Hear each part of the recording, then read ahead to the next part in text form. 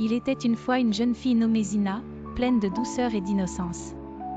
Orpheline dès son plus jeune âge, elle fut recueillie par un couple, les Marcel, qui semblait chaleureux au premier abord. Mais une fois chez eux, Zina découvrit un monde bien différent de ce qu'elle avait imaginé. Le couple, autrefois sans enfant, devint cruel.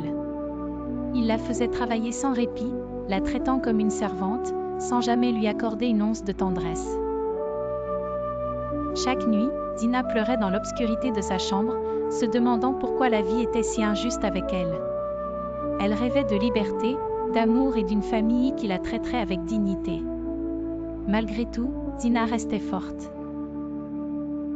À l'école, elle se surpassait, déterminée à construire un avenir loin de cette maison de douleur.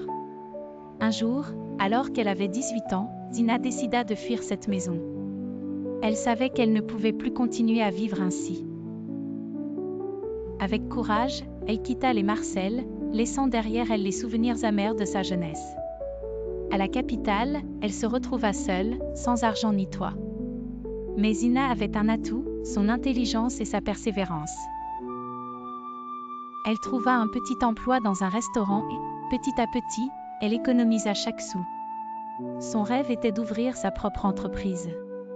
Grâce à son travail acharné et à sa détermination, elle finit par monter sa propre société, une entreprise de cosmétiques naturels. Son succès fut fulgurant.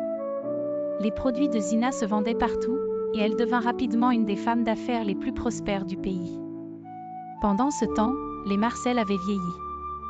Le couple n'avait jamais eu d'enfant après avoir adopté Zina.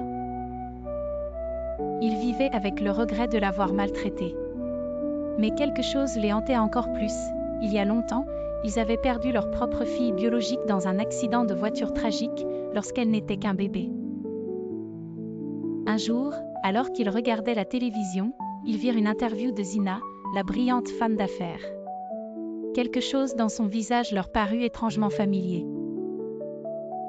La mère adoptive s'évanouit presque en reconnaissant le bracelet en argent que Zina portait à son poignet.